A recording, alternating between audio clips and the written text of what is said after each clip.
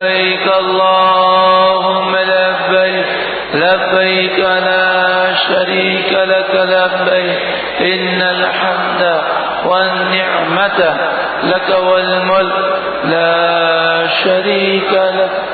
اللہ تعالی ہماری لبیک کو قبول فرمائے، ساری رکاوٹوں کو دور فرمائے، ہمیں بھی اسباب مہیا فرمائے اور ہمیں بھی حج مقبول و مبرور بار بار نصیب فرمائے، بار بار عمر مقبول عطا فرمائے.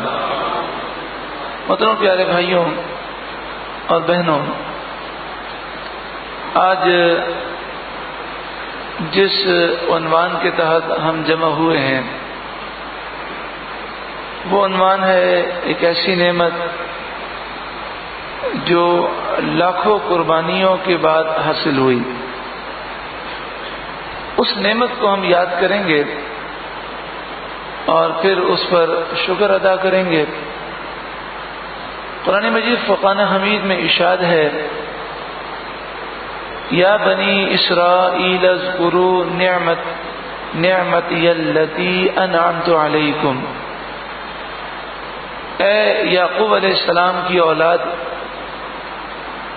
تم میری وہ نعمت یاد کرو جو میں نے تم پر انعام فرمائی. اب دیکھیں اس آیت کریمہ میں بنی اسرائیل کو نعمت یاد کرنے کا حکم دیا گیا. وَإِذْ نَجَّيْنَاكُمْ مِنْ آلِ فِرْعَوْنَ يَسُومُونَكُمْ سُوءَ الْعَذَابِ. اور تم اس نعمت کو یاد کرو جب ہم نے تمہیں فرعونیوں سے نجات دی. فرعونی تم پر بہت زیادہ ظلم کرتے تھے، تمہیں سخت وہ تکلیف پہنچاتے تھے. یذبحون ابناءکم، فرعونی تمہارے بیٹوں کو ذبح کر دیتے. ویستحیون نساءکم، اور تمہاری بیٹیوں کو زندہ چھوڑتے. اب دیکھیں اس آیت کریمہ میں بھی اللہ تعالیٰ نے بنی اسرائیل کو حکم دیا کہ اس نعمت کو یاد کرو کہ جب تم پر ظلم ہوتا تھا، تم مسکین تھے، تم مظلوم تھے، تمہیں مارا جاتا تھا، تمہاری اولاد کو تمہارے سامنے ذبح کیا جاتا تھا، تو اللہ تعالیٰ نے تمہیں اس مصیبت سے نجات دی. تو اس نعمت کو یاد کرو. فَأَنْجَيْنَاكُمْ وَأَغْرَقْنَا آلَ فِرْعَوْنَ. تو اس نعمت کو یاد کرو کہ اے بنی اسرائیل، ہم نے تمہیں نجات دی اور فرعونیوں کو سمندر میں غرق کر دیا. ان آیات سے اور قرآن پاک کی کئی آیتوں سے یہ بات معلوم ہوتی ہے کہ اللہ کی نعمتوں کو یاد کرنا یہ اللہ کو پسند ہے.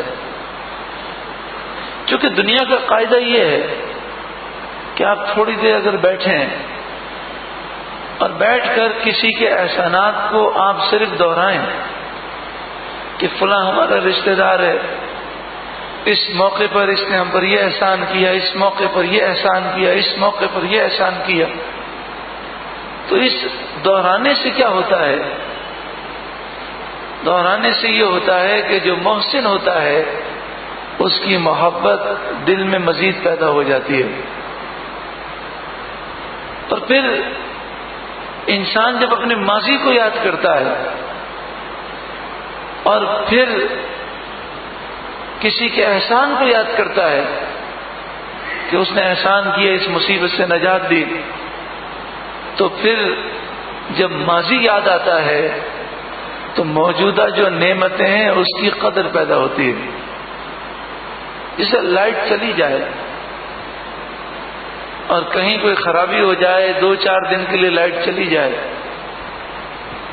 اور پھر لائٹ آئے تو اس لائٹ کی کتنی قدر ہوتی ہے. لیکن یہ قدر کب تک ہوتی ہے؟ جب تک یہ دکھ یاد ہوتا ہے. لیکن 1-2 دن جب گزر جاتے ہیں اور وہ 2 دن 4 دن کا جو دکھ تھا وہ بھول جاتے ہیں تو پھر اس نعمت کی قدر نہیں ہوتی.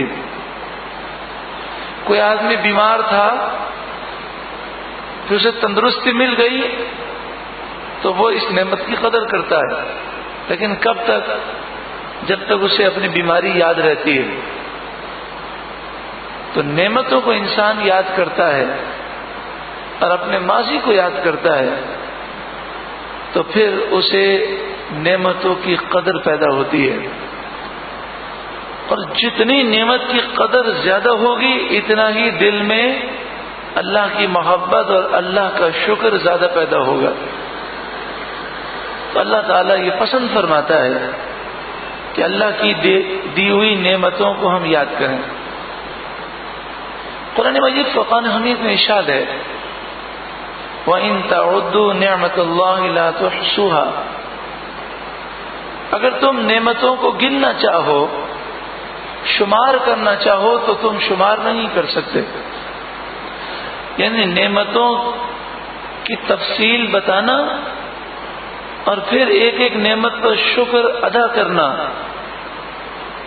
یہ تو بہت مشکل ہے، بلکہ حقیقت یہ ہے کہ یہ ساری باتیں تو دور رکھیں، صرف انگلی پر گننا چاہیں نا، یہ نعمت ملی یہ نعمت ملی، تو ہم ان نعمتوں کو گن بھی نہیں سکتے۔ اللہ نے اتنی نعمتیں عطا فرمائی، لیکن یہاں پر ضمناً ایک بات عرض کرتا ہوں، اللہ نے بے شمار نعمتیں عطا فرمائی، لیکن اللہ کی سب سے بڑی نعمت لَقَدْ مَنَّ اللَّهُ عَلَى الْمُؤْمِنِينَ إِذْ بَعَثَ فِيهِمْ رَسُولًا مِّنْ أَنفُسِهِمْ، سب سے بڑی نعمت کہ بے شک اللہ نے مومنوں پر احسان کیا کہ انہی میں سے ایک رسول بھیج دیا۔ تو اللہ تعالیٰ نعمت کو یاد کرنا پسند فرماتا ہے، تو سب سے بڑی نعمت محبوب کبریا ہے، تو اس لیے اس نعمت کا ذکر سب سے زیادہ ہونا چاہیے، ان کی شان ان کی عظمت کو بیان کیا جائے۔ تو میں اس کر رہا تھا کہ اللہ تبارک و تعالی نعمت کی یاد کو پسند فرماتا ہے۔ سکون سے انسان کسی جگہ پر رہتا ہو، رہنے کے لیے مکان ہو، اس کی ایک بستی ہو، ایک شہر ہو، ایک ملک ہو، ایک وطن ہو، اور وہ سکون و چین سے وہاں رہے، تو یہ اللہ تبارک و تعالی کی ایک بہت بڑی نعمت ہے۔ اور 15ویں پارے کے پہلے رکوع میں بنی اسرائیل کا ذکر ہے، اور اس بات کا بھی ذکر ہے کہ بنی اسرائیل سے وطن چھین لیا گیا، یعنی وطن کی نعمت اور اس میں سکون سے رہنا اور شریعت کے مطابق زندگی گزارنا، جس طرح مکان کو ہم نعمت سمجھتے ہیں، اس طرح یہ آزادی اور آزاد وطن جو اسلامی وطن ہو، یہ بھی اللہ تعالیٰ کی بہت بڑی نعمت ہے۔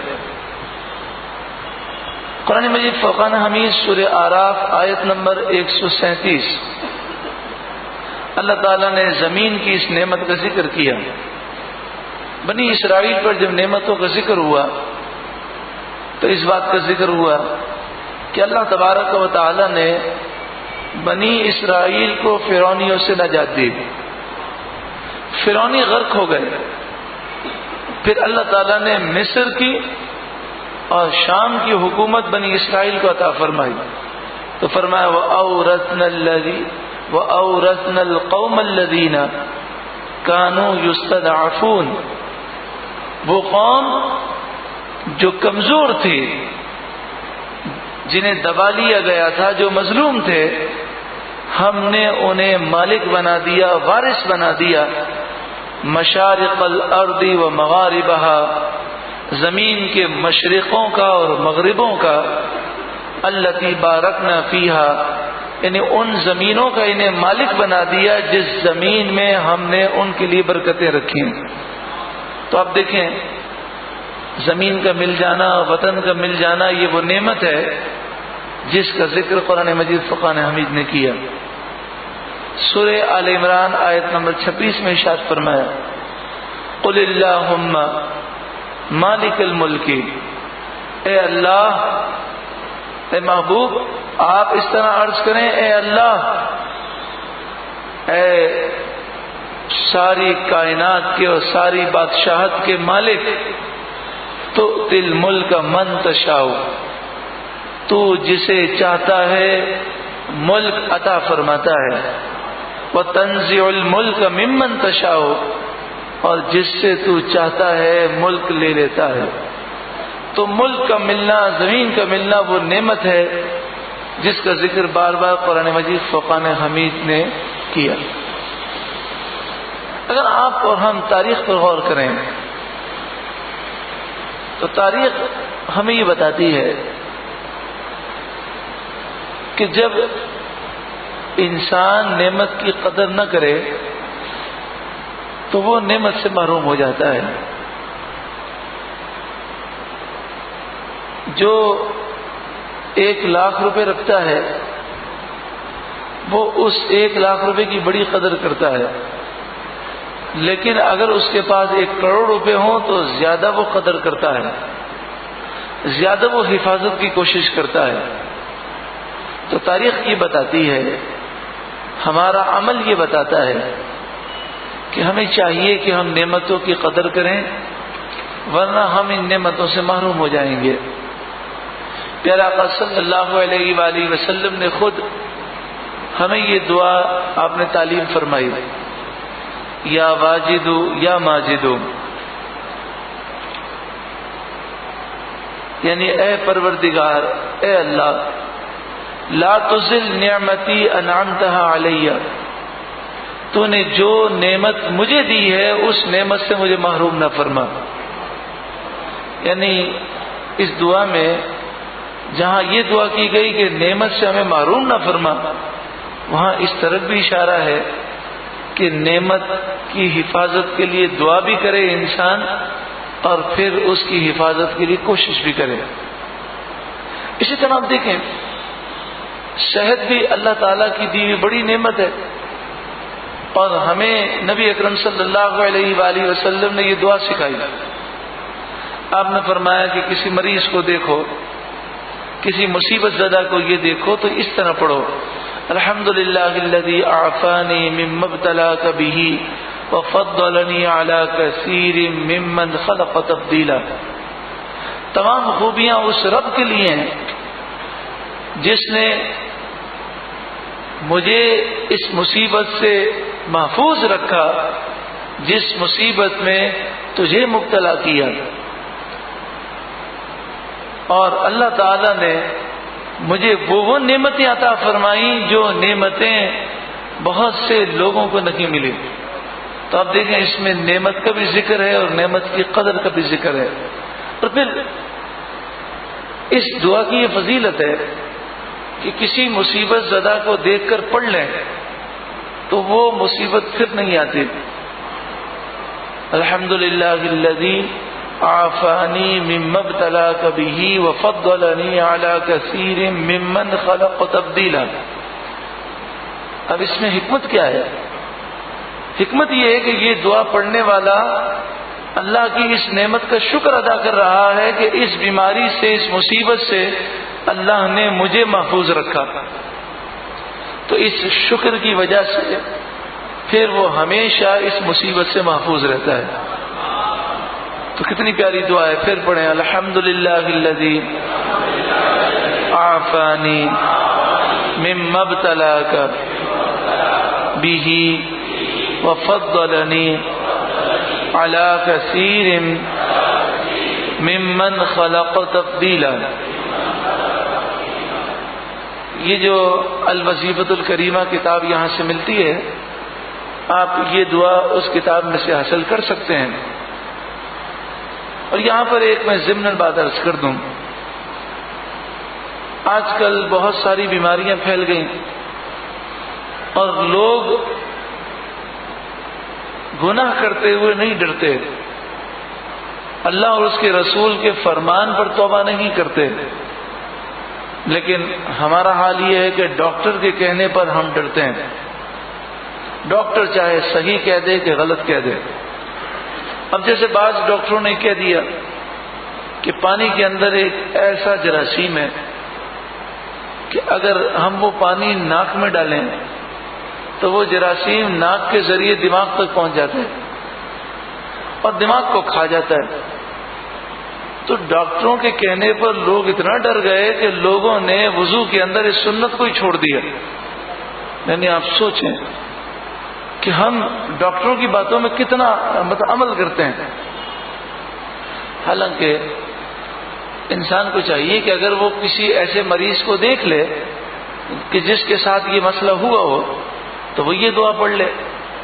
اس کے علاوہ الوظیفۃ الکریمہ میں ایک اور دعا ہے، اعوذ بکلمات اللہ التامات من شر ما خلق.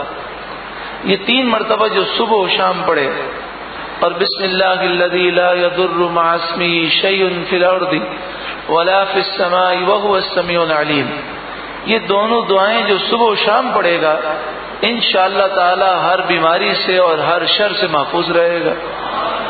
تو انسان یہ وظائف اختیار کرے. اور یاد رکھیں کہ سنت سے محروم ہو کر ہم بیماریوں سے نہیں بچ سکتے. انشاءاللہ سنت کی نیت سے ناک میں پانی چڑھائیں گے تو اس کی برکت سے بیماریوں سے بچ جائیں گے. تو میں اس کر رہا تھا کہ وطن کا ملنا، ملک کا ملنا، جگہ کا ملنا، مکان کا ملنا، آزادی کا ملنا، پھر آزادی کے ساتھ اسلام پر عمل کر سکتے ہوں، یہ ساری نعمتیں اللہ کی بڑی بڑی نعمتیں ہیں. لیکن جن قوموں نے ان نعمتوں کی قدر نہ کی وہ ان نعمتوں سے محروم ہو گئے. اسپین کے حالات کو دیکھیں. اسپین یورپ کا وہ شہر تھا، وہ ملک تھا کہ مسلمانوں نے اسے علم کا مرکز بنایا. یہ اس وقت کی بات ہے کہ جب لندن کے اندر، اس میں لندن کی گلیوں میں گندگی کا ڈھیر ہوتا تھا. اس وقت کی بات ہے جب پورے یورپ میں جہالت تھی اور وہ تعلیم کو شجر ممنوع سمجھتے تھے. تعلیم کے، علم کے وہ دشمن تھے. اس دور میں مسلمانوں نے دینی تعلیم بھی حاصل کی اور دنیاوی تعلیم میں بھی وہ بہت آگے بڑھ گئے. اسپین اس وقت ترقی کا مرکز تھا. لیکن پھر کیا ہوا؟ جب دولت بہت آ گئی تو مسلمان عیش و عشرت میں پڑ گئے اور پھر وہ غفلت میں پڑ گئے. جس طرح آج ہمارا حال ہے کہ صبح اپنے کام پہ جاتے ہیں، شام کو واپس آتے ہیں، ہم آگے پیچھے کے حالات سے غافل ہیں. ہر ایک کو اپنی پڑی ہے تو سب دنیا کی دولت میں لگ گئے. یہاں تک ایک وقت وہ آیا کہ عیسائیوں نے اسپین کے ارد گرد کے سارے علاقوں پر قبضہ کر لیا اور پھر آخرکار اسپین پر قبضہ ہو گیا. جب اسپین پر قبضہ ہوا تو انہوں نے مسلمانوں سے ایک معاہدہ کیا. یعنی آپ اس سے اندازہ لگائیں گے کہ جب مسلمان نعمت کی قدر نہیں کرتے اور اس کی حفاظت نہیں کرتے اور گناہوں میں پڑ جاتے ہیں تو پھر وہ کتنے کمزور ہو جاتے ہیں. تو عیسائیوں نے مسلمانوں سے معاہدہ کیا. اس معاہدے میں ایک شرط یہ تھی کہ جو مسلمان جانا چاہتے ہیں وہ چلے جائیں، ہماری طرف سے ان کو امن حاصل ہوگا، اور جو نہیں جانا چاہتے تو وہ جامع مسجد میں جمع ہو جائیں. قرطبہ کی جامع مسجد میں وہ جمع ہو جائیں، ہم ان کو خود با حفاظت جہاں یہ جانا چاہیں گے وہاں پہنچا دیں گے. یہ معاہدہ انہوں نے کر لیا. مسلمانوں نے اس معاہدے پر بھروسہ کر لیا. ہزاروں کی تعداد میں مسلمان قرطبہ کی جامع مسجد میں جمع ہو گئے. اب کیا ہوا؟ مسجد میں پاؤں رکھنے کی جگہ نہ رہی. یعنی مسجد میں جو گنجائش تھی اس سے کئی گنا زیادہ مسلمان جمع ہو گئے. عیسائیوں نے چاروں طرف سے گھیر لیا اور سارے مسلمانوں کا قتل عام کر دیا. یہاں تک کہ قرطبہ کی جامع مسجد میں مسلمانوں کا اتنا خون بہایا کہ ان کے گھوڑوں کی گردنوں تک خون پہنچ گیا. یہ وہ داستان ہے کہ جب نعمت کی قدر نہ کی جائے اور ملک کی قدر نہ ہو، اس کی حفاظت نہ ہو اور قوم گناہوں میں پڑ جائے تو پھر اس طرح تباہی آتی ہے. ظالم مسلط ہو جاتے ہیں. فلسطین کے حالات دیکھیں. فلسطین میں 1948 سے پہلے جبکہ یہودی ابھی قابض نہیں ہوئے تھے لیکن حالات بہت خراب تھے اور خطرہ یہ تھا کہ مسلمانوں سے یہ ملک چھن جائے گا. اور فلسطینی مسلمانوں کا حال کیا تھا؟ تاریخ کی کتابوں میں لکھا کہ حال یہ تھا کہ بیت المقدس میں مسجد اقصی میں کوئی امام ایسا نہیں تھا کہ جو تراویح کے اندر پورا قرآن ختم کرائے. چھوٹی چھوٹی سورتوں کی تلاوت ہوتی تھی اور مسجد اقصی میں مسلمان جمعہ پڑھنے کے بعد جب باہر نکلتے تھے تو وہ گندی عورتوں کا ڈانس دیکھتے تھے اور مسجد اقصی کے ساتھ شراب خانے بنے ہوئے تو شراب پیتے تھے. یعنی مسلمانوں کو تباہ کرنے سے پہلے انہیں عیاشیوں میں اور گناہوں میں شیطان نے، کفار نے ملوث کر دیا. غافل ہو گئے. پھر کیا ہوا؟ یہودیوں نے اس پر ایک ناجائز ملک کی بنیاد رکھ دی یا ناجائز قبضہ کر لیا. اور آپ دیکھیں، اب آ جائیے ہماری اس نعمت پر جو ہمارا موضوع ہے یعنی پاکستان. یہ پاکستان اللہ کی وہ نعمت ہے کہ جو لاکھوں قربانیوں کے بعد حاصل ہوئی ہے.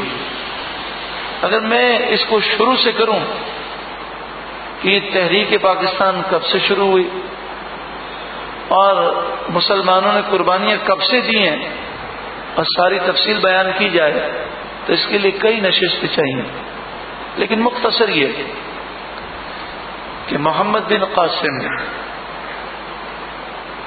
جب پہلا لشکر لے کر بر صغیر آئے اور سندھ کو انہوں نے فتح کیا تو اس جنگ میں کتنے مسلمان شہید ہوئے؟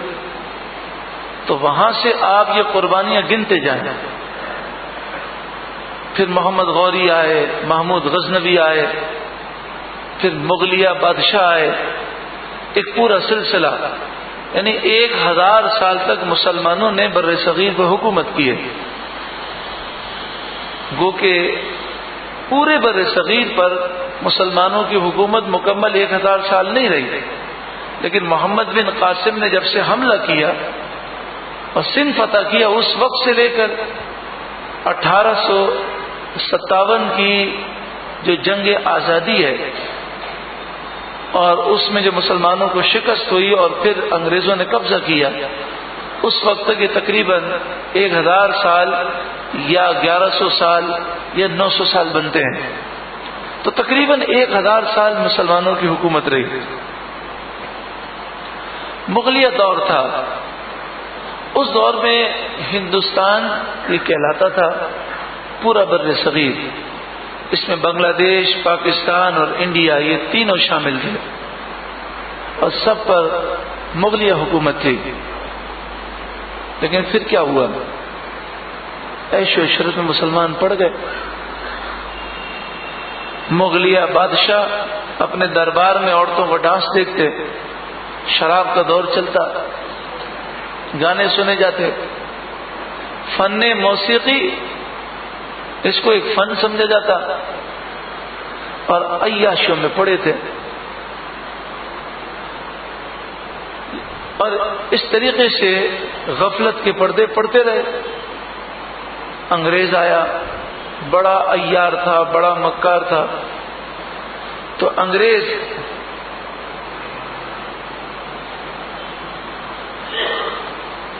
ایسٹ انڈیا کمپنی بنا کے آیا اور تجارت کے بنیاد پر آیا، تاجر بن کر آیا. اب وہ تجارت کرتے تھے. اس زمانے میں ہندوستان یہ اس دور کی ترقی یافتہ ایک مملکت تھی. جس طرح آج لوگ امریکہ جانا چاہتے ہیں یا انگلینڈ جانا چاہتے ہیں یا یورپ جانا چاہتے ہیں، تو اس زمانے میں لوگ ہندوستان کاروبار کے لیے آنا چاہتے تھے. اسے سونے کی چڑیا کہا جاتا تھا اور یہ ایک مالدار ملک تھا. تو انگریز تاجر بن کر آیا، لیکن یہاں پر چیکنگ ہوتی تھی. تو انگریز پر بہت سارا سامان لانے پر پابندیاں تھیں. تو انگریز بڑا پریشان تھا. انہوں نے مغلیہ بادشاہوں سے تعلقات بنانے کی کوشش کی، تحفے تحائف کے ذریعے، رشوتوں کے ذریعے. یہ اتفاق ایسا ہوا کہ کسی مغل بادشاہ کی بیٹی تھی، وہ جل گئی. تو اسے ایک انگریز ڈاکٹر نے اس کا علاج کر دیا. تو اس نے کہا مانگ کیا مانگتا ہے؟ تو اس نے کہا کہ بس اتنی اجازت دے دیں کہ ہماری جو کمپنی ہے ایسٹ انڈیا کمپنی، اس کے سامان کو چیک نہ کیا جائے. انہوں نے فوراً اجازت دے دی. اب کیا تھا، مالی جو تجارت کا سامان آتا اس میں وہ اسلحہ لے کر آنے لگے، کیونکہ چیکنگ تو ممنوع ہو گئی. اور پورے ہندوستان میں انہوں نے گوداموں کا جال بچھا دیا، اور وہ گودام اوپر سے مال سے بھرے ہوتے، نیچے اسلحے سے بھرے ہوتے. اور یہ جو ایسٹ انڈیا کمپنی کے نام سے انگریز تاجر آ رہے تھے، یہ تاجر نہیں تھے بلکہ برطانیہ فورس کے جو ہے مطلب فوجی تھے. اس طرح سے وہ آتے رہے. اور پھر کیا ہوا، پھر انہوں نے مغلیہ سلطنت سے تو دوستی رکھی، لیکن آس پاس جو چھوٹے چھوٹے نواب تھے ان سے جنگیں کی. ایک ریاست پہ قبضہ کیا، دوسری ریاست پہ قبضہ کیا، تیسری ریاست پہ قبضہ کیا. تو یہ نواب مدد کے لیے گئے مغل بادشاہ کے پاس. تو مغل بادشاہ نے کہا کہ ہمارے تو یہ دوست ہیں، تمہارا آپس کا جھگڑا ہے. تو اس طرح کرتے کرتے وہ چھوٹی چھوٹی جو ریاستیں الگ الگ تھیں اس پر قبضہ ہو گیا. اب اس کے بعد انگریزوں نے مغلیہ حکومت پہ قبضہ شروع کیا، یہاں تک کہ ایک وقت وہ آیا کہ دہلی کے آخری مغل بادشاہ کو انگریزوں نے کہا کہ یہ جو لال قلعہ ہے آپ کا دہلی کا، بس یہیں پر آپ کی حکومت ہے، اس کے باہر ہماری حکومت. اور یہ اتنے بے بس ہو گئے تھے کہ اس پہ بھی راضی ہو گئے. اور پھر انگریزوں نے کیا کیا کہ آخری مغل بادشاہ کو انہوں نے قید کر کے رنگون بھیج دیا. اور ان کا یہ خیال تھا کہ میرے بیٹے انگریزوں سے مقابلہ کریں گے اور ملک دوبارہ ہمارے ہاتھ میں آ جائے گا. تو ایک دن مغل بادشاہ سے کہنے لگے آپ کو کل ناشتہ بہت زبردست دیا جائے گا. صبح ناشتے کا وقت آیا تو بہت بڑا تھال دیا گیا، اس پر بہت بڑا رومال تھا اور کچھ ابری ابری چیزیں تھی. جب اٹھا کر دیکھا تو اپنے بیٹوں کے سر دیکھے تو پھر بہادر شاہ ظفر کی کمر ٹوٹ گئی. یہاں مسلمان جو علماء تھے انہوں نے آواز انگریزوں کے خلاف بلند کی، اور سنی علماء 1857 میں، یہ بات یاد رکھیے گا کہ بر صغیر میں بد عقیدہ علماء کا وجود نہیں تھا. سارے علماء الحمدللہ اہل سنت. یعنی آپ اس سے اندازہ کیجئے کہ آپ کسی بزرگ سے پوچھیں، اگر کوئی 70-80 سال کے بزرگ ہوں، ان سے پوچھیں کہ آج سے 50-60 سال پہلے کوئی بدعقیدہ آپ کو نظر آتا تھا؟ کوئی ایسا نظر آتا تھا جو میلاد کا انکار کرے یا رسول اللہ کا انکار کرے؟ تو وہ کہیں گے کہ ہم نے تو کبھی سنا بھی نہیں تھا، دیکھا بھی نہیں تھا. تو یہ سارے بدعقیدہ آج کے دور کی پیداوار ہیں. تو 1857 میں بدعقیدگی کا وجود نہیں تھا. تو علماء اہل سنت نے انگریزوں کے خلاف فتویٰ دیا. ہاں چند یوں سمجھ لیجیے کہ آٹے میں عام طور پہ تو محاورہ ہے آٹے میں جو نمک کے مطابق، لیکن نمک تو اچھی چیز ہے، ہم کہیں گے آٹے میں بال کے مطابق. کچھ تھے یعنی پورے ہندوستان میں چند افراد جو انگریزوں کے پٹھو تھے اور بد عقیدہ تھے، اور وہ اپنے آپ کو عالم کہتے تھے. یعنی ان کی تعداد آپ انگلیوں پہ گن سکتے تھے، لیکن عوام ساری عاشقان رسول. اب انہوں نے کیا کیا؟ جب علماء اہل سنت نے جہاد کا فتویٰ دیا اور پھر جہاد کا علم بلند کیا تو ہندوؤں نے بغاوت کی، اور یہ جو چند لوگ تھے میر جعفر اور میر صادق جیسے غدار، انہوں نے بغاوت کی، غداری کی اور انگریزوں کا ساتھ دیا اور مسلمانوں کے ساتھ غداری کی. مسلمانوں کو شکست ہو گئی. اب انگریز نے چن چن کر علماء اہل سنت کو گرفتار کیا اور 1,00,000 علماء کو سزائے موت سنائی، 3,00,000 کو عمر قید کی سزا سنائی گئی. یعنی اتنے علماء کو پھانسی دی گئی کہ انگریزوں کے پھانسی کاٹ ختم ہو گئے، درختوں پر لٹکایا گیا. اس میں حضرت علامہ کافی بھی ہیں کہ جب آپ کو لوگوں کے سامنے اور بالکل عوام کے سامنے، مجمع کے سامنے پھانسی پر لٹکانے کے لیے وہ لے جانے لگے تو آپ بہادرانہ چال پر چلتے ہوئے گئے. اور اس زبان پر، اس وقت آپ کی زبان پر نعت تھے، کوئی گل باقی رہے گا نہ یہ چمن رہ جائے گا، پر رسول اللہ کا دین حسن رہ جائے گا. اس طرح ہمارے علماء نے اس ملک کی آزادی کے لیے جو قربانیوں کا سلسلہ شروع کیا تو یہ لاکھوں کی تعداد میں ہے. پھر اس کے بعد 1857 میں انگریز نے قبضہ کر لیا. اب انگریز یہ چاہتا تھا کہ وہ اس ملک سے چلا جائے، کیونکہ انگریز جنگ عظیم اول میں اور جنگ عظیم دوم میں کمزور ہو گیا، تو اس نے چاہا کہ مسلمانوں کو غلام بنا کے رکھا جائے. تو کہا کہ یہ ایک ملک ہوگا اور اس میں جس کی اکثریت ہوگی وہ حکمرانی کرے گا. اب آپ بتائیے اکثریت کن کی ہے؟ اگر یوں دیکھا جائے تو اکثریت تو ہندوؤں کی تھی، تو وہ گویا کہ خود جا رہے تھے اور ہمیں ہندوؤں کو غلام بنا کے جاتے تھے. تو ہمارے بزرگوں نے، علماء اہل سنت نے سب سے پہلے 2 قومی نظریہ بیان کیا، اور قائد اعظم اور علامہ اقبال یہ ہندوستان کے ابتدا میں حامی تھے، لیکن ان کی سوچ کو موڑنے والے علماء اہل سنت ہیں. جب مسلمانوں نے یہ فیصلہ کر لیا کہ ہم مسلمان ایک ایسا ملک بنائیں گے جو اسلام کے نام پر ہوگا اور اس میں اسلامی نظام قائم کیا جائے گا، تو ہندو اور سکھ مسلمانوں پہ ظلم پر اتر آئے. اب ان کا ظلم کس طرح تھا؟ سکھ اور ہندو مل کر مسلمان کی بستی پر حملہ کرتے، بچوں کو گھر سے گھسیٹتے اور کہتے باز آ جاؤ پاکستان بنانے سے. پھر ان کے بچوں کو ان کے سامنے ذبح کرتے، ان کی عورتوں کو اغوا کر کے لے جاتے. اس طرح وہ ظلم کرتے. تو تاریخ میں لکھا ہے کہ اس موقع پر مسلمان کہتے تھے کہ لے کے رہیں گے پاکستان. یعنی یہ ظلم دیکھنے کے باوجود بھی وہ قربانی دینے کو تیار تھے. یہاں تک تاریخ میں یہ بات موجود ہے کہ ہماری ہزاروں بچیاں یہ تحریک پاکستان میں ہندو اور سکھ اٹھا کے لے گئے، اور یہ ہماری بچیاں، ہماری بہنیں یہ منتظر رہیں کہ پاکستان بن جائے گا تو کوئی محمد بن قاسم آئے گا اس میں سے اور ہمیں چھڑا کے لے جائے گا.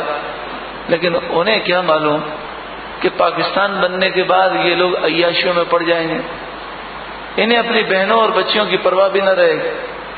یہاں تک کہ تاریخ میں یہ کہ جب یہ معلوم ہوتا کہ ہندوؤں اور سکھوں نے حملہ کر دیا ہے تو لوگوں نے اپنے گھروں میں انہوں نے قبریں تیار کی ہوئی تھی، اور وہ کہتے ہیں کہ ہماری بچیوں کو یہ اٹھا کے لے جائیں گے، تو وہ روتے ہوئے اپنی بچیوں کو زندہ دفن کر دیتے تھے کہ کہیں ہماری بچیوں کی عزت پر حرف نہ آئے۔ یہاں تک کہ جب مسلمانوں نے ہجرت کی اور جب مجبور ہو گئے تو وہ پاکستان ہجرت کر کے آئے، تو اس وقت بھی انہوں نے سوچا کہ راستے میں ہماری بیٹیوں کے ساتھ برا سلوک ہوگا، تو پہلے انہوں نے اپنی بیٹیوں کو قتل کیا اور اس کے بعد وہ ہجرت کر کے آئے۔ اب یہ بات تو غلط تھی، لیکن آپ سوچیں وہ حالات کیسے ہوں گے کہ یہ الفاظ سنتے ہوئے رونگٹے کھڑے ہو جاتے ہیں۔ اس وقت مسلمانوں کا حال کیا ہوگا؟ اگر آپ یہ کہانی درد بھری سننا چاہیں تو کسی ایسے شخص سے سنیں کہ جو ان کی عمر بڑی ہو اور 1947 سے پہلے وہ انڈیا میں ہوں اور انہوں نے یہ حالات دیکھے ہوں کہ ٹرین وہاں سے چلتی تھی تو اتنی بھری بھی ہوتی تھی کہ اندر بھی پاؤں رکھنے کی جگہ نہیں ہوتی تھی، اوپر بھی نہیں ہوتی تھی، لیکن جب یہاں پہنچتی تھی تو 99% افراد جو ہے شہید ہو چکے ہوتے تھے۔ ٹرین میں باقاعدہ فوجی ہوتے جو انگریز کی طرف سے مقرر کیے گئے، لیکن اس کے باوجود یہ فوجی ملے ہوئے ہوتے۔ ٹرین جب ویرانے میں پہنچتی تو اسے روک دیا جاتا اور کہا جاتا ٹرین خراب ہو گئی۔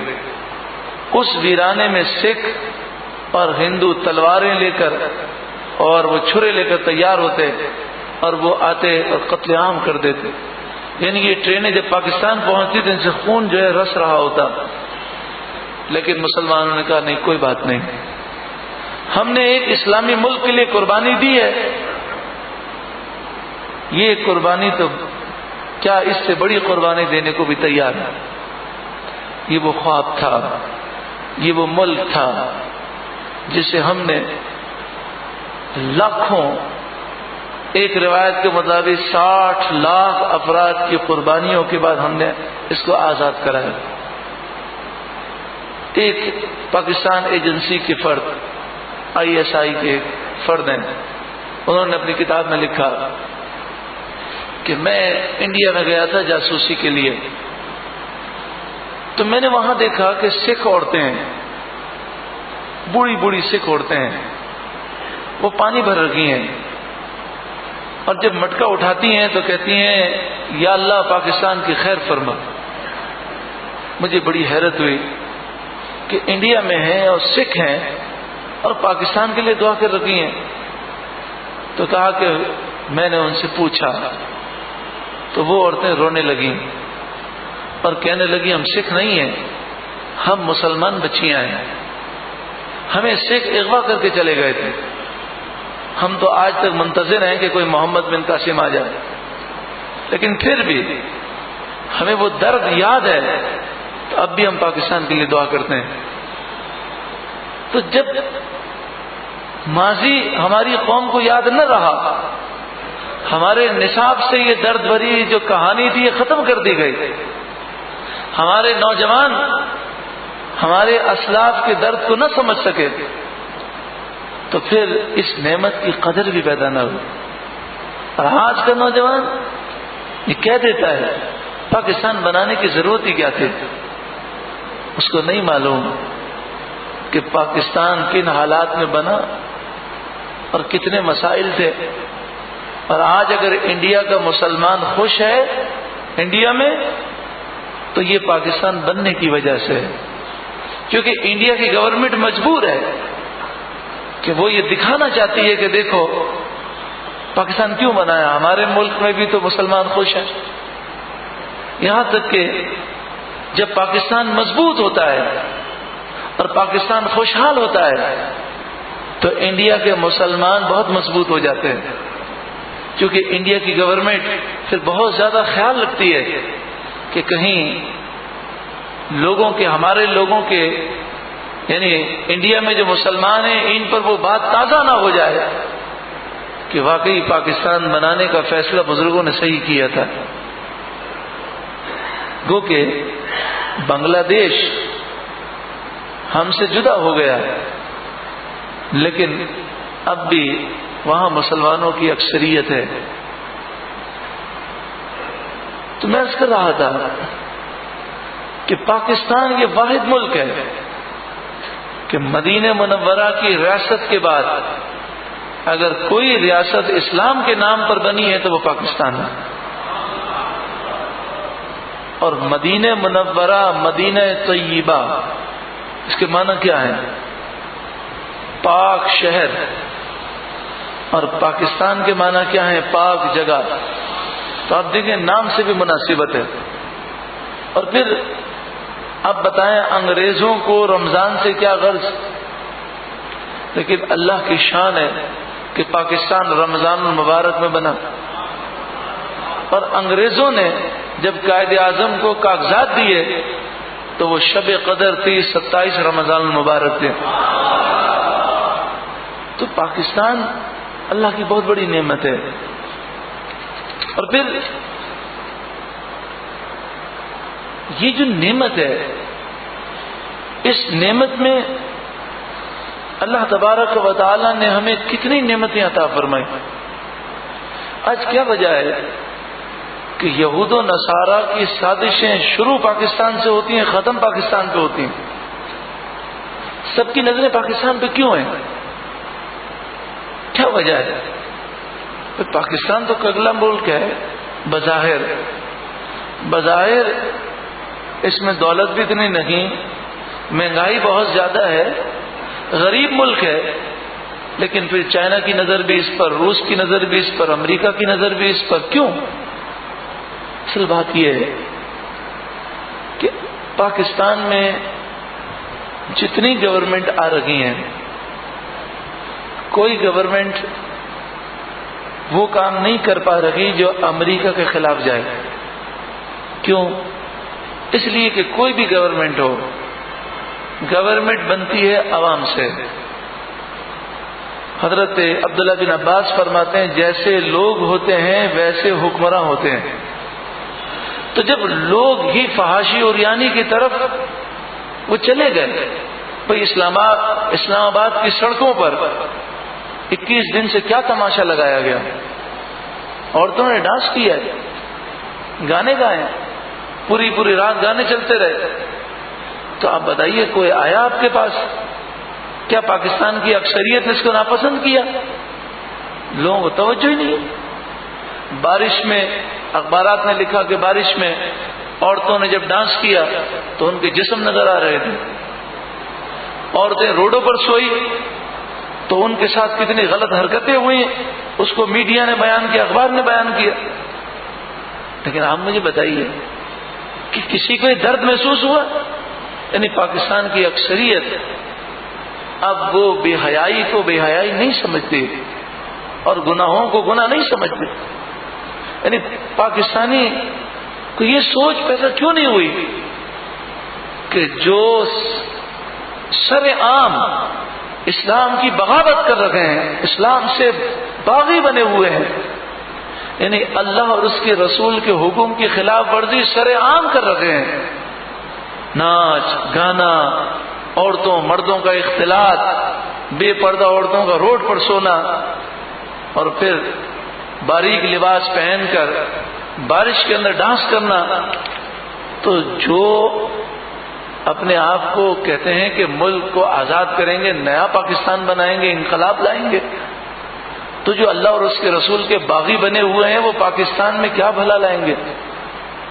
بلکہ یہ اخبارات میں پڑھ کر تو ڈر لگتا تھا کہ ان کی حرکتوں کی وجہ سے کہیں اللہ کا عذاب نازل نہ ہو جائے، کیونکہ جب سر عام فحاشی اور یعنی اور بے حیائی ہو تو پھر اللہ کا غضب آتا ہے۔ کوئی میڈیا کا چینل، سیاسی تبصرے تو ہوئے، لیکن کسی نے اس بے غیرتی پر ان کو پکڑا، کسی نے آواز بلند کی، شاید کسی نے کی ہو، لیکن اتنا زیادہ زور نہ تھا۔ تو میں اس کر رہا تھا کہ پاکستان پر نظریں کیوں ہیں؟ صرف بلوچستان، پورے ملک کی بات آپ ایک طرف رہنے دیں، صرف بلوچستان میں اگر آپ کتابوں کا مطالعہ تو کرتے ہی ہوں گے، آپ کو معلوم ہوگا کہ بلوچستان میں حالات کیوں خراب ہو رہے ہیں۔ بلوچستان کو امریکہ ایک الگ ریاست بنانا چاہتا ہے۔ کیوں؟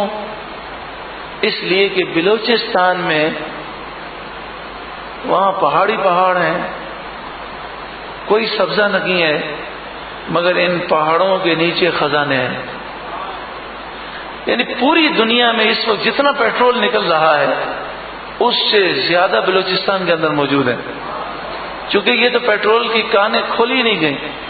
سونا، ہیرے، جواہرات اور دنیا کی وہ مہنگی دھاتیں، یعنی ایسی دھاتیں جو سونے سے بھی زیادہ قیمتی ہیں، ان کے ذخائر 200 سال کے پڑے ہوئے ہیں۔ تو یہ پاکستان کو تباہ کر کے اسے ایک یعنی سیکولر ریاست بنا کر پھر ان کے خزانوں سے وہ فائدہ اٹھانا چاہتے ہیں۔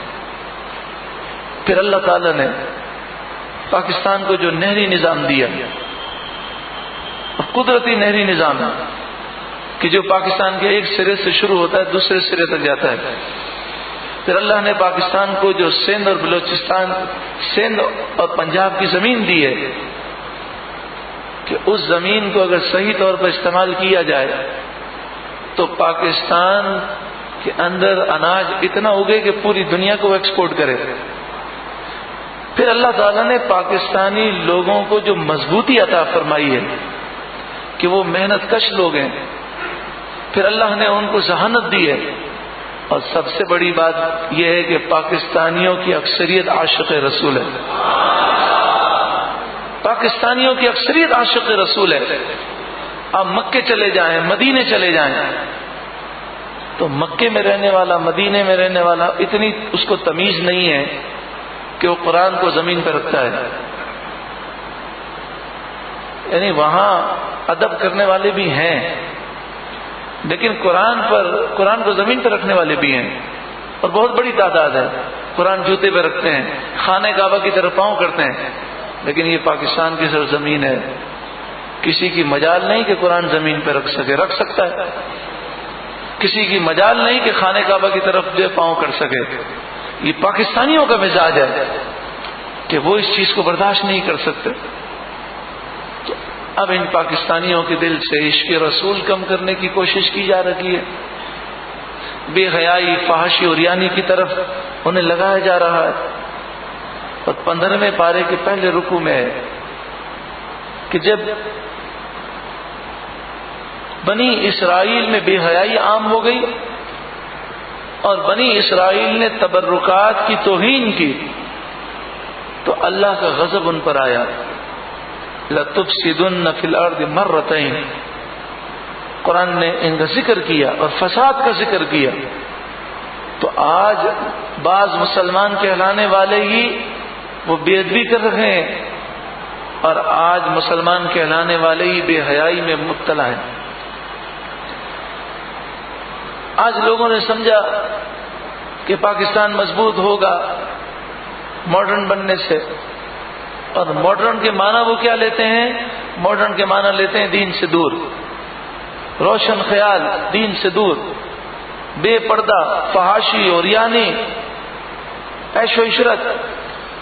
لیکن میں آپ کو عرض کر دوں، جب پاکستان بنا تھا اور قائد اعظم محمد علی جناح نے پہلا گورنر جنرل ہاؤس بنایا، گورنر جنرل کا جو عہدہ ہوتا ہے یہ صدر اور وزیر اعظم سے ہی بڑا ہوتا ہے، تو قائد اعظم گورنر جنرل بنے پاکستان کے پہلے۔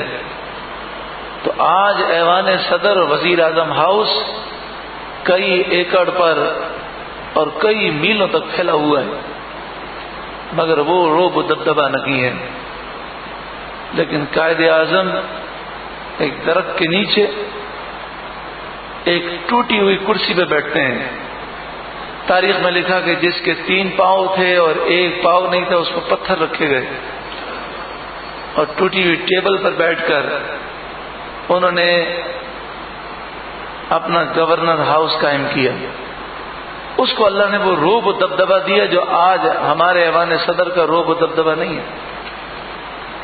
اس وقت کتابوں میں 2 باتیں لکھی ہیں. ایک بات تو یہ لکھی ہے کہ اس وقت پاکستانی کرنسی اتنی مضبوط تھی کہ 1 روپے کا $1 آتا تھا، اور بعض کتابوں میں لکھا کہ 1 روپے کے $3 آتے تھے. اس قدر پاکستان کی معیشت مضبوط تھی کیونکہ مسلمانوں میں اخلاق، اسلام کی محبت، شرم و حیا، دینداری تھی، اور انہوں نے پاکستان قربانیاں دے کر حاصل کیا تھا. اتنی محبتیں تھیں کہ جو ہمارے بزرگ جو اس وقت موجود تھے وہ کہتے ہیں کہ ایسی محبتیں تو اب بھائیوں میں بھی نہیں ہیں. یعنی جب وہ کٹے ہوئے زخمی مہاجرین جب پاکستان آتے تھے تو یہاں کے پاکستانی بھائی ان کا استقبال کرتے تھے. اور پھر کیسا استقبال تھا، مدینہ شریف میں جس طرح انصار نے مہاجرین کا استقبال کیا اس کی یاد تازہ ہو گئی. یعنی یہاں کے لوگوں نے اپنے گھر تک دے دیے، اپنا آدھا کاروبار دے دیا، اور ایسی محبتیں تھیں کہ ایسا لگتا تھا یہ سگے بھائی ہیں. کیوں؟ قرآن کی محبت ان کے دل میں تھی، اسلام کا نور تھا، فحاشی اور ریانی سے وہ دور تھے. آج ضرورت اس بات کی ہے کہ ہم پھر بیدار ہو جائیں. اب دیکھیں، مسلمان کہلانے والے ہیں، لیکن کیا ایسا آدمی مسلمان ہو سکتا ہے کہ جو کسی نبی کے مزار کو شہید کر دے؟ آپ مجھے بتائیے، ایسا آدمی مسلمان ہو سکتا ہے جو قرآن کو جلا دے؟ ہو سکتا ہے مسلمان؟ تو جو داعش عراق میں اور شام میں داعش کے نام سے اور ISI اس کے نام سے، ISI نہیں IS کے نام سے، یہ جو ہے، یہ جو بدعقیدہ لوگ جو انگریزوں، یہود و نصارہ کے ایجنٹ عراق اور شام میں ابھرے ہیں، یہ کیا کرتے ہیں؟ یہ مسجد کو بم دھماکے سے اڑاتے ہیں. اور معلوم ہے کیا کہتے ہیں؟ کہتے ہیں مسجد میں یہ محراب بنی ہوئی ہے یہ بدعت ہے کیونکہ رسول اللہ نے نہیں بنائی. اس مسجد میں مینار بنے ہوئے ہیں تو یہ بدعت ہے. گنبد بنا ہوا ہے بدعت ہے کیونکہ رسول اللہ نے نہیں بنایا. تو مسجدوں کو بم سے اڑاتے ہیں، مزارات کو بم سے اڑاتے ہیں. اب ہم مجھے بتائیے، جب مسجد کو بم سے اڑائیں گے تو اس میں قرآن پاک ہیں کہ نہیں؟ وہ بھی شہید ہوتے ہیں. مزارات میں بھی قرآن پاک ہوتے ہیں، وہ بھی شہید ہوتے ہیں.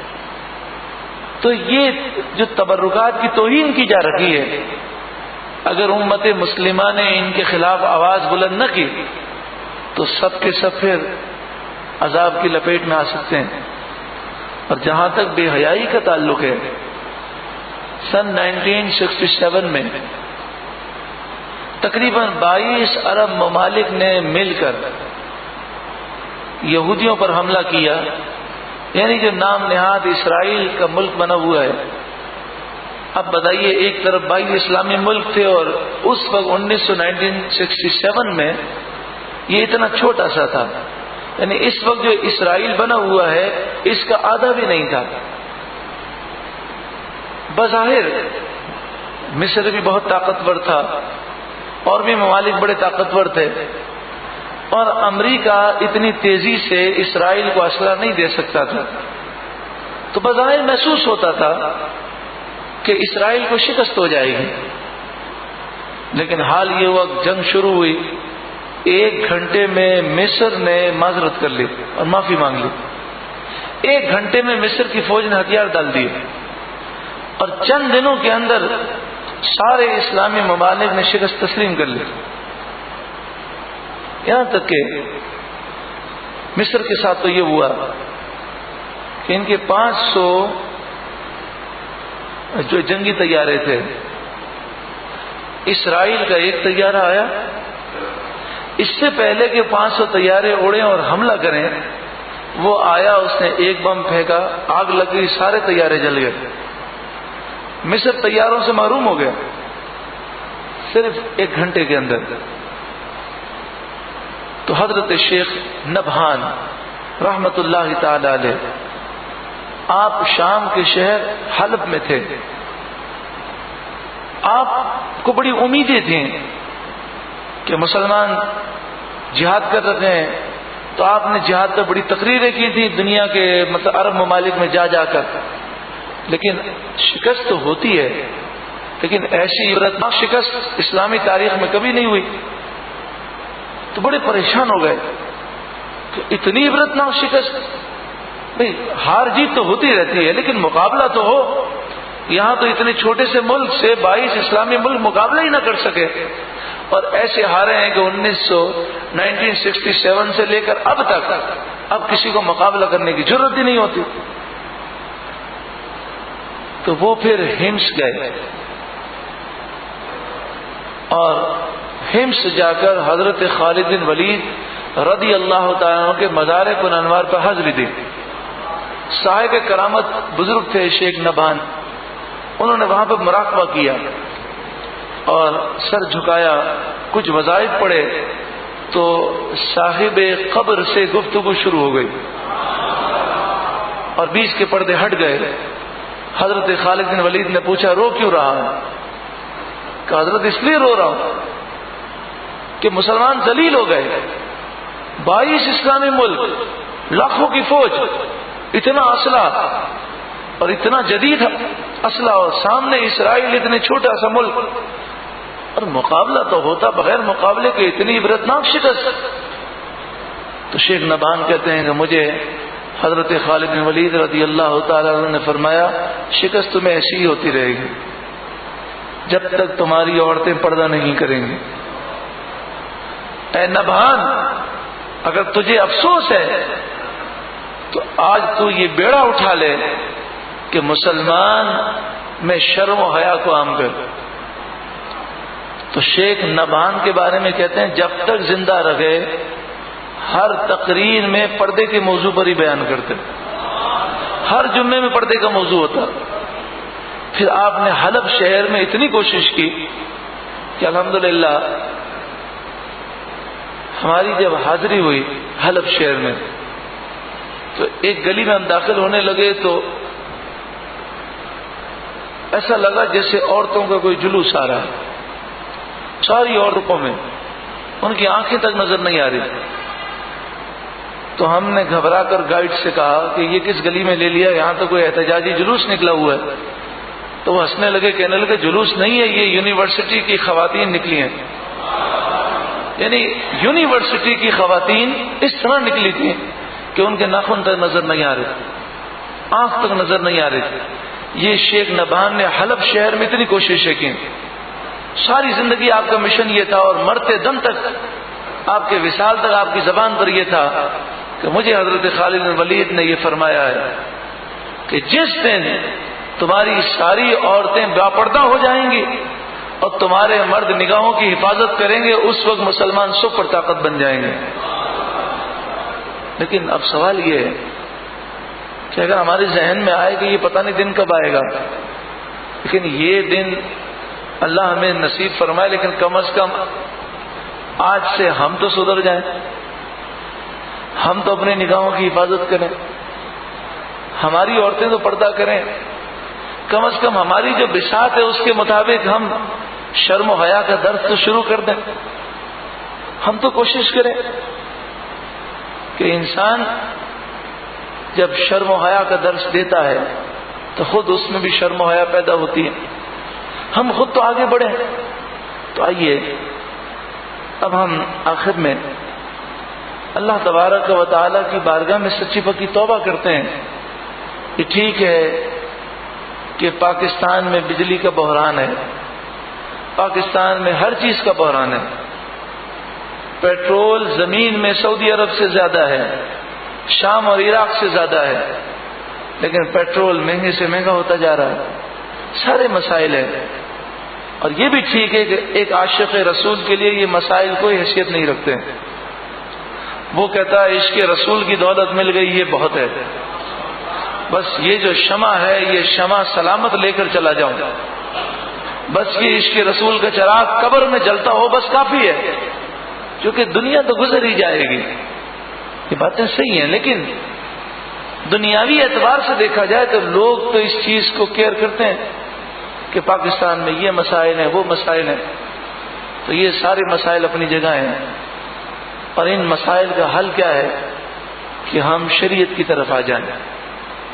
یہ واقعہ اس سے پہلے بھی عرض کیا تھا، میں پھر عرض کر دیتا ہوں کہ آج سے کئی سال پہلے، میرا خیال ہے 15 سال یا 20 سال پرانی بات ہوگی، میں ایک بس میں سفر کر رہا تھا. سفر آدھے پونے گھنٹے کا تھا. تو ایک صاحب آ کر میرے برابر میں بیٹھے تو مجھے کہنے لگے کیا کرتے ہو؟ تو میں نے کہا یہ کرتا ہوں. میں نے کہا آپ کہاں ہوتے ہیں؟ کہنے لگے میں تو کینیڈا سے ابھی آیا ہوں، 22 سال سے کینیڈا میں تھا. تو اب جو عام سوال ہمارا ہوتا ہے، آپ کو 22 سال کے بعد پھر پاکستان کیسا لگا؟ تو انہوں نے جواب دیا بالکل کنڈم، بیکار، خراب. تو مجھے بڑا غصہ آیا، میرا منہ جو ہے بن گیا، اب میں چپ ہو گیا. کہنے لگے بیٹا آپ کا منہ بن گیا، آپ کو برا لگ گیا؟ میں نے کہا ہاں. اب آپ کینیڈا کی سڑکوں کو دیکھ کر آئیں گے تو ہماری ٹوٹی پھوٹی سڑکیں آپ کو تو اچھی نہیں لگیں گی. تو وہ رونے جیسے ہو گئے. کہنے لگے بیٹا 22 سال پہلے جب میں گیا تھا تو اس حساب سے تو بہت ساری ترقیاں ہوئی، لوگوں کے بنگلے بن گئے، بلڈنگیں بن گئیں، روڈ بھی بنے، پل بھی بنے. مگر جو میں 22 سال پہلے پاکستان چھوڑ کے گیا تھا وہ میرا پاکستان نہیں ہے میرے پاس. وہ پاکستان چلا گیا، وہ پاکستان کھو گیا مجھ سے. میں نے کہا آپ کیسی بات کرتے ہیں؟ کہ دیکھو 22 سال پہلے میں گیا نا تو کینیڈا میں ایک چیز سمجھو تم. میں کہا چیز سمجھائیے. کہنے لگے دیکھو پہلے یورپ کے اندر بادشاہی نظام تھا، اور بادشاہ جب نکلتا تھا بڑے کر و فر سے نکلتا تھا. لیکن یورپ میں مفکرین نے حضرت عمر، حضرت عثمان غنی، حضرت علی، حضرت صدیق اکبر کی زندگیوں کو پیش کیا اور یہ تاثر دیا کہ بادشاہ اور عوام دونوں برابر ہونی چاہیے. تو آہستہ آہستہ وہ اس پر چلے گئے. اب ان کا وزیر اعظم نکلتا ہے تو سگنل پہ رکتا ہے، کوئی پروٹوکول نہیں ہوتا. ان کا صدر جاتا ہے پتہ بھی نہیں چلتا. اور ہم بادشاہ کی طرف آ گئے، یعنی انہوں نے اچھی چیز ہم سے لے لی اور اپنی گندی چیز ہمیں دے دی. میں نے کہا ہاں واقعی یہ بات تو ہے. تو کہنے لگے اسی طرح سمجھو کہ یورپ ترقی تو کر رہا تھا، لیکن یورپ کے مفکرین جانتے تھے کہ یہ گندگی، یہ بے حیائی ہمیں دیمک کی طرح کھا رکھی ہے، اور کبھی بھی مسلمان اٹھ کر ہم پر قبضہ کر سکتے ہیں. تو اب انہوں نے جگہ جگہ سیمینار شروع کر دیے ہیں بے حیائی کے خلاف، فحاشی کے خلاف، عریانی کے خلاف، پھر ماں باپ کے حقوق کے متعلق. اور پھر وہ اسلامی ٹرمز پیش کرتے ہیں کہ دیکھو اسلام یہ کہتا ہے. اسلام جب حضور نے پیش کیا اور لوگوں نے اسلام کو اپنایا تو پوری دنیا کے وہ حاکم بن گئے. تو اس طریقے سے وہ اس اصول کو پیش کرتے ہیں. اب وہاں پہ کیا ہو رہا ہے؟ وہاں پر یہ ہوتا ہے کہ بچہ جب 18 سال کا ہو جاتا ہے تو وہ ماں باپ کو پوچھتا نہیں ہے. ماں باپ جب 60 سال کے ہوتے ہیں تو اولڈ ہاؤس میں جاتے ہیں، پھر ایک سال تک بچہ فون نہیں کرتا. تو وہ یہ تاثر دے رہے ہیں کہ خاندانی نظام یہ تمہاری بقا کا نظام ہے، اور اس کے وہ دلائل دیتے ہیں. تو کہا مجھے موقع مل گیا، میں بھی لیکچرار ہوں، تو میں ہر سیمینار میں جاتا تھا اور ان کو بتاتا تھا کہ پاکستان میں خاندانی نظام اس طرح ہے، پاکستان میں عورتوں میں شرم و حیا اس طرح ہوتی ہے، پاکستان میں شادی اپنی مرضی سے کوئی نہیں کرتا، بلکہ باہمی مشورے سے صحیح فیصلہ ہوتا ہے۔ پاکستان میں طلاق کی شرح بہت کم ہے، پاکستان میں نکاح و شادی بہت کامیاب ہوتی ہے۔ تو کہا کہ جب میں تقریر کرتا تھا تو لوگ کہتے تھے کیا بات ہے پاکستان کی، وہ ٹوٹی پھوٹی سڑکوں سے وہ متاثر یا بزن نہیں ہوتے تھے، وہ نظام، لوگوں کے اخلاق، مہمان نوازی اور محبتیں۔ اور میں ان کو بتاتا تھا کہ تمہارے اندر ماں باپ اور اولاد میں وہ محبت نہیں جو ہمارے یہاں محلے داری میں پائی جاتی ہے۔ لیکن افسوس، میں جب 22 سال کے بعد آیا تو مجھے وہی احساس ہوا کہ یہ ساری گندگیاں ان کی ہم لے رہے ہیں، ہماری اولاد نافرمان ہوتی جا رہی ہے، بے حیائی، فحاشی اور یعنی عام ہوتی جا رہی ہے، اور وہ اپنی قوم کو اس سے دور کرنے کی کوشش کر رہے ہیں۔ کہنے لگا مجھے ڈر یہ لگتا ہے کہ جس طرح بادشاہت ان میں سے نکل کر ہم میں آ گئی اور اسلامی جو خلافت تھی اس میں جو سادگی تھی وہ سادگی انہوں نے پکڑ لی، تو مجھے ڈر یہ لگتا ہے کہیں ایسا نہ ہو کہ جو یورپ کے اندر اس وقت گندگی ہے وہ گندگی ہم میں آ جائے، اور جو اسلام میں جو شرم و حیا کا درس ہے، جو خاندانی نظام ہے، وہ یہ نہ پکڑ لیں۔ کیونکہ دیکھیں نا، آج ہر کوئی یہ زبان پہ کہتا ہے کہ جاپان میں گیا، وہ جاپان میں کوئی جھوٹ نہیں بولتا، حالانکہ کافر کو جھوٹ اور سچ کی کیا پرواہ۔ لیکن انہوں نے اپنی قوم کو یہ بتایا کہ جب نبی اکرم صلی اللہ علیہ وآلہ وسلم کے کہنے پر لوگوں نے اسلام قبول کیا اور جھوٹ بولنا چھوڑ دیا تو یہ دنیا کی سب سے بڑی طاقت ہو گئے۔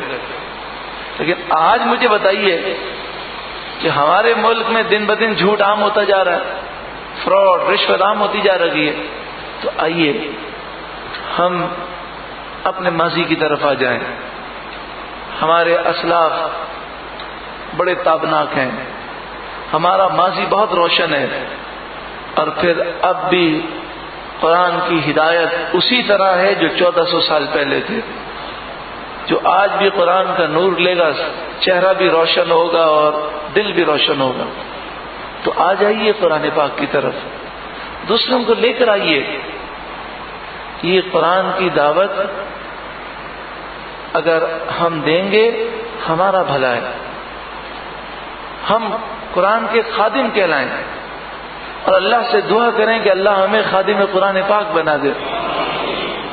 مجھے ان نوجوانوں کو بڑا پیار آیا کہ نور قرآن نشست کے بعد ملے تو کوئی کہہ رہا تھا کہ کاروبار میں برکت کے لیے دعا کریں، کوئی کہنے لگا یہ پریشانی ہے اس کے لیے دعا کریں، وہ کہنے لگے مجھے ہمارے لیے دعا کریں۔ میں نے کہا کیا دعا کروں؟ کہنے لگے دعا کریں کہ ہم خادم قرآن پاک بن جائیں۔ جن نوجوانوں میں یہ جذبہ ہے، جس قوم کے نوجوانوں میں یہ جذبہ ہے، اس قوم کو کوئی شکست نہیں دے سکتا۔ جتنے مداری اسلام آباد میں مداری پن کرتے رہیں، انشاءاللہ تعالی پاکستان کا کوئی کچھ نہیں بگاڑ سکتا۔ یہ سیاستدان چاہے حکومت سے تعلق ہو، چاہے اپوزیشن سے ہو، چاہے اسلام آباد میں جو 2 سیاستدان کھڑے ہیں، ان میں سے کوئی بھی اسلام سے اور پاکستان سے مخلص نہیں۔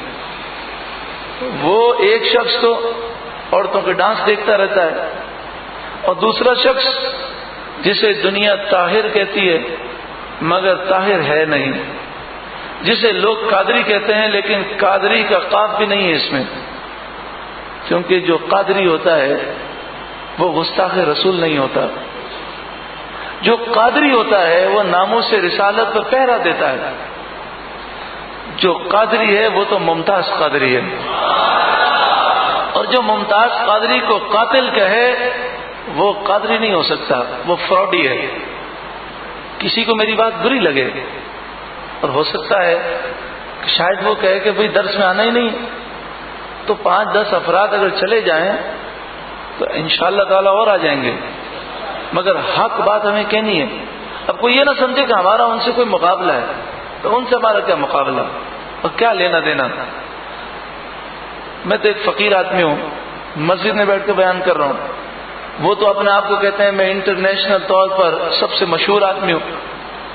تو ایسے آدمی سے ہمیں کون سا مقابلہ کرنا ہے؟ لیکن حق بات کہی جا رہی ہے، اور حق بات جو قرآن و حدیث کے مطابق ہو، اس پر پسند اور ناپسند کو معیار نہیں بنانا چاہیے. جو شخص یہ کہے کہ رسول اللہ نے مجھ سے ٹکٹ مانگی اور رسول اللہ نے کہا کہ میرے کھانے پینے کا تو خرچہ اٹھا تو میں پاکستان آؤں گا، یعنی سنیوں کا تو عقیدہ یہ ہے کہ حضور جس محفل میں آنا چاہیں آ جائیں. کیا حضور کو پلین میں بیٹھنا پڑتا ہے؟ کیا حضور کو ٹکٹ کی حاجت ہے؟ جو قرآن تو فرمائے لقد کفر الذین قالوا ان اللہ ثالث ثلاثہ، بے شک عیسائی کافر ہیں. قرآن تو عیسائیوں کو کافر کہے، یہودیوں کو کافر کہے، اور وہ 2006 کی پیس کانفرنس میں یہ کہے کہ یہودی بھی مومن ہے اور عیسائی بھی مومن ہے. قرآن کے خلاف بات کرے. قرآن تو کہے کہ زمین کو شرک سے اور کفر سے پاک کرو، اور یہ کہے کہ عیسائی یہودی ہندو آئیں ہماری مسجد میں شرک کریں، پوجا پاٹ کریں، مسجدیں کھلی ہیں. یعنی جو شرک کی دعوت دے، کفر کی دعوت دے، وہ بھی اللہ کے گھر میں. قرآن و حدیث تو یہ کہے کہ جو رسول اللہ کی گستاخی کرے، جان بوجھ کے کرے، انجانے میں کرے، صراحتاً کرے، کنایتاً کہے، اشارتاً کرے، واضح الفاظ میں کرے یا مبہم وہ گستاخی کرے، اس کو سزا دی جائے گی. لیکن یہ کیا کہے؟ اشارتاً کوئی گستاخی کرے، صراحتاً اشارتاً کرے، کنایتاً کرے تو کوئی حرج نہیں، اور صراحتاً حضور کو کوئی گالی دے دے اور پھر کہے کہ میری نیت نہیں تھی، تو وہ کافر بھی نہیں ہوگا، اس کو سزا بھی نہیں ہوگی. توبہ استغفر. اور پھر وہ یہ کہہ دے کہ یہ سارا حکم مسلمان کے لیے ہے، اگر کافر حضور کی گستاخی کرے تو اس کو کوئی سزا نہیں دی جائے گی. توبہ توبہ. اور پھر اگر کسی کو ویڈیو دیکھنی ہو نا تو نیچے ویڈیو موجود ہے. کسی کو ہو نا کہ مولانا صاحب شاید جذبات میں آ گئے تو ویڈیو موجود ہے. ڈاکٹر اشرف آصف جلالی صاحب کی 6 گھنٹے کی ویڈیو ہے، عشق رسول سیمینار. اس میں آپ نے اس کی کلپ دکھائی ہے. اس کلپ میں اس نے کہا ہے کہ کوئی قرآن کو پھاڑ دے، نوچ دے، پاؤں میں رون دے، پھر بھی کوئی سزا نہیں دی جائے گی، کیونکہ وہ غصے میں تھا. تو آپ وہ کلپ دیکھیں، اس کے اندر اس کی ویڈیو موجود ہے. تو یہ جو ڈاکٹر صاحب کی جو ویڈیو ہے اس کا نام ہے عشق رسول سیمینار. یہ 5 سے 6 گھنٹے کی ہے، اس میں سارے کلپس ہیں. اب آپ بتائیں کہ جو رسول اللہ سے وفاداری نہ کرے وہ ملک کا وفادار کہاں سے ہوگا؟ جو یہ کہے کہ رسول اللہ نے مجھ سے ٹکٹ مانگی، توبہ استغفر اللہ. ارے وہ آقا کہ فرماتے ہیں واللہ یعطی وانا قاسم، ساری کائنات کو دینے والا اللہ ہے لیکن تقسیم میں کرتا ہوں، سب کو وہی دیتے ہیں. ان کی طرف یہ بات ہے. اور پھر اخبارات میں ایک موقع پر جب یہ سیاست میں آئے تو ان کے کارکنوں نے کہا آپ سیاست میں کیوں آئے؟ تو انہوں نے خواب بیان کیا تھا اور کہا مجھے سیاست میں آنے کا رسول اللہ نے حکم دیا، اور حضور نے فرمایا الیکشن لڑو، 18 سیٹیں یا پتہ نہیں کتنی سیٹیں بتائیں، اتنی سیٹیں تمہیں ملیں گی اور وزیر خزانہ تم ہوگے، اس سال کا بجٹ کا اعلان تم کرو گے. 1 سیٹ بھی نہیں ملی. بتائیے کہ رسول اللہ فرما دیں کہ اتنی سیٹیں ملیں گی تو کبھی ایسا ہو سکتا ہے کہ نہ ملے؟ 1 سیٹ تک نہیں ملی. تو رسول اللہ کی طرف جو جھوٹ منسوب کرے اور شریعت کے خلاف، اور پیس کانفرنس آپ انٹرنیٹ پر سنیں تو اس نے کیا کیا، سب لوگوں کو کہا مل کے پڑھو اللہ اللہ، سب نے پڑھ لیا. پھر بتوں کے نام لینے شروع کر دیے، ہری کرشنا پتہ نہیں کیا کیا، سب کو پڑھانا شروع کر دیا. تو جو بتوں کو پکارے وہ تو مشرک ہو جاتا ہے اور سب کو پڑھا رہا ہے. تو ایسے شخص کا اسلام سے کوئی تعلق نہیں ہے، نہ یہ پاکستان سے مخلص ہے. تو خیر ہمارا یہ موضوع تو نہیں ہے. ہمارا موضوع یہ ہے کہ اگر پاکستانی مسلمان ہوش میں آ جائیں اور قرآن کا دامن تھام لیں اور بے حیائی کو 3 طلاق دے دیں اور برے اعمال کو چھوڑ دیں تو انشاءاللہ تعالی پاکستان کا کوئی کچھ نقصان نہیں کر سکتا. جب ہماری قوم دین کی طرف آئے گی تو بیداری پیدا ہوگی اور پھر اہل حق جو پاکستان سے مخلص ہیں انشاءاللہ تعالی وہ آگے آئیں گے اور انشاءاللہ تعالی اس ملک کا جو مقصد تھا جس کے لیے 60 لاکھ مسلمانوں نے قربانی دی ہے کہ ایک اسلامی ریاست ہو جس میں اسلامی قوانین ہو اور وہ اسلام کا مضبوط قلعہ ہو، انشاءاللہ تعالی وہ قلعہ ضرور بنے گا. تو آئیے ہم اللہ کی بارگاہ میں استغفار کریں، توبہ کریں، ہر ایک اپنے گریبان میں جھانکے ذرا سوچیں کہ جب ہم نماز ہی میں خشوع و خضوع نہ کریں، جب ہمارا اگر یہ حال ہو کہ اگر کوئی نگاہ کی حفاظت نہ کرے یا وہ لوگوں کی دل آزاریاں کرتا ہو تو پھر روحانی مدد کیسے ہوگی؟ تو آئیے اپنے گریبان کی طرف جھانکتے ہوئے ہم اللہ کی بارگاہ میں توبہ کریں، استغفار کریں. اے اللہ تو میرے گناہ مجھے معاف فرما دے. استغفر اللہ ربی من کل ذنب واتوب الیہ، استغفر اللہ ربی من کل ذنب واتوب الیہ، استغفر اللہ ربی من کل ذنب واتوب الیہ. انشاءاللہ تعالی ہمیں خود بھی قرآن کی طرف آنا ہے، دوسروں کو لے کر بھی آنا ہے. تو آپ سے گزارش ہے کہ ہر جمعے کو اسی مسجد میں رات 10:15 سے لے کر 11:15 بجے تک نور قرآن نشست ہوتی ہے. ہر جمعے کو رات 10:15 سے لے کر 11:15 تک. آج بدھ کا دن ہے، آپ پرسوں ضرور آئیں اور اس کی دعوت ضرور عام کریں. دعا فرمائیں اللہ تعالی ہم سب کو خادم قرآن پاک بنا دے اور اللہ تعالی خادم قرآن پاک بننے کی نیت کو ایسا قبول فرمائے کہ ہمیں ہر سال حج مقبول و مبرور عطا فرمائے. آپ کو ایک دعا دی جائے گی، اللہم انی اسألک بسمک الاعظم و رضوانک الاکبر. یہ وہ دعا ہے کہ ہر دعا میں مانگیں، انشاءاللہ تعالی اس کی برکت سے ہر دعا انشاءاللہ قبول ہوگی.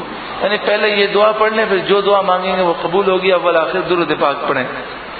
نور قرآن کے تحت ہونے والے جو دینی پروگرام ہیں ان کے میسج حاصل کرنے کے لیے میسج کرنے کا طریقہ موجود ہے، یہ آپ حاصل کر لیجئے گا.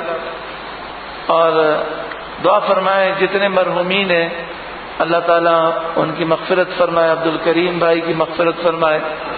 ہمارے نور حمزہ کے بچے ہیں یونس، ان کے والد کا انتقال ہو گیا، دعا فرمائے اللہ تعالیٰ ان کی مغفرت فرمائے. اور جتنے بیمار ہیں اللہ تعالیٰ ان کو شفائے کاملہ عاجلہ نصیب فرمائے. بآواز بلند درود پاک پڑھیں. اللہ